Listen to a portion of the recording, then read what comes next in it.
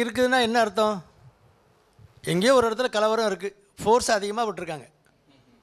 உடம்பில் எங்கேயோ இன்ஃபெக்ஷன் இருக்குது, ஏதோ கிருமி தொற்று இருக்குது. உங்களுக்கு இருமல் இல்லையா? டயபெட்டிக் பேஷண்ட்னா காமனஸ்ட் இன்ஃபெக்ஷன் யூரினரி இன்ஃபெக்ஷன். யூரினில் பஸ் செல்ஸு பார்க்கணும். பஸ் செல்ஸ் ஒன்றும் இல்லையா, பசி இல்லாமல் இருக்கா, கொமட்டிகிட்டு இருக்கா, ஒன்றுமே இல்லையா அப்படின்னா கல்ச்சர் பார்க்கணும். கிருமி தான் இருக்கா, எங்கேயோ ஒரு கிருமி தொற்று அக்கல்ட் இன்ஃபெக்ஷன் எங்கேயோ ஒளிஞ்சிருக்கு. அப்படி இருந்தால் தான் அந்த டோட்டல் கவுண்ட் கூடும். பொதுவாக லேடிஸுக்கு நம்ம பார்த்தோம்னா நிறைய பேருக்கு அன்கண்ட்ரோல் டயபெட்டிஸில் இருக்கவங்களுக்கு இந்த மாதிரி இன்ஃபெக்ஷன் வரும். வந்தோன்னா ஹையர் சைடு போயிடும், 20,000 18,000 20,000 அப்படி தான் இருக்கும். ஃபீவர் வரும், ஃபீவர் வந்தால் கண்ட்ரோல் வராது.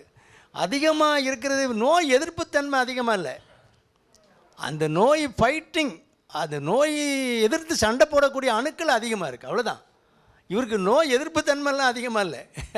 இப்போ ஒரு சின்ன ஃபோர்ஸ் இருக்குது, ஒரு சின்ன ப்ராப்ளம் இருக்குது, அங்கே சால்வ் பண்ணுறதுக்கு 10 பேர் போயே சோழி முடிச்சிடுறான் அப்படின்னா நல்லது தானே. 10 பேரால் முடியல, கூட ஆட்கள் அனுப்ப வேண்டியிருக்கு.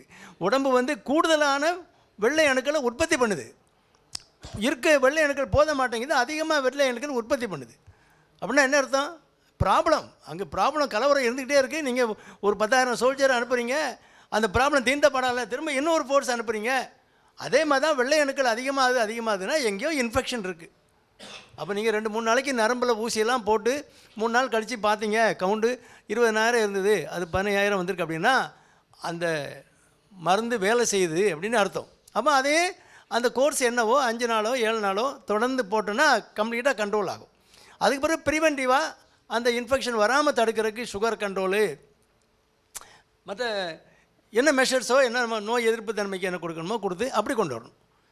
அதிகமாக இருக்கிறது அணுக்கள் அதிகமாக இருக்குன்னா நோய் எதிர்ப்பு தன்மை அதிகமாக இருக்குதுன்னு அர்த்தம் கிடையாது, எதிர்ப்பு தன்மை இல்லைன்னு அர்த்தம்.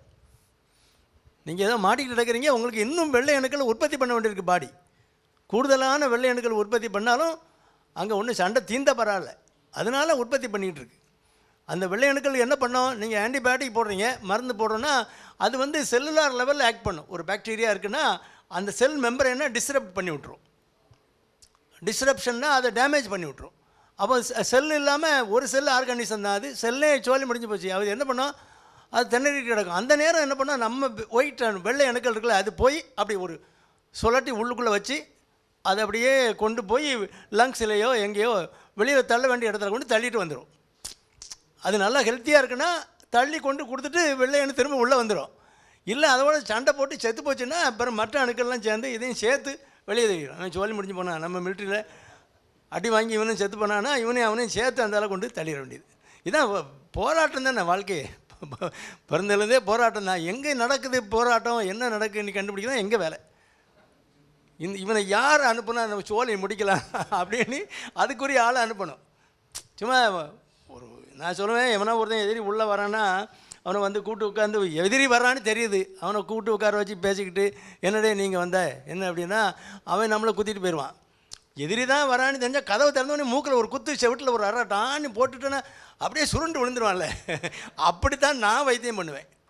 இன்ஃபெக்ஷனுக்கு வைத்தியம் அதுக்கு என்ன ஆன்டிபயோட்டிக்கோ அதை கரெக்டான டோஸில் போட்டு ஒரு அடி. அது இப்போ மினிமம் இன்ஹிபிட்டரி கான்சன்ட்ரேஷன் ஒன்று இருக்குது. நம்ம பிளட்டில் நம்ம கொடுக்குற முதல் டோஸ் எவ்வளவு லெவல் வருதோ அப்போ மினிமமாக எவ்வளோ இருந்தால் அந்த கிருமி சாகுங்கிற ஒரு லெவல் இருக்குது. அந்த மினிமம் இன்ஹிபிட்டரி கான்சன்ட்ரேஷனை விட 2 மடங்கு 3 மடங்கு மேலே நிற்கணும் நம்ம லெவல். தப்ப முடியாது அந்த கிருமி. அது நிறைய பேர் என்ன பண்ணுவாங்க, அந்த மருந்து தான் கொடுப்பாங்க, அதான் மினிமம் இன்ஹிபிட்டரி கான்சன்ட்ரேஷனோட கீழே கொடுப்பாங்க. அதுக்கு கொண்டாட்டம் தானே, அது என்னவோ பிரியாணி சாப்பிட்ட மாதிரி கிடந்து ஆடும். அதனால் அதில் நிறைய டெக்னிக் இருக்குது.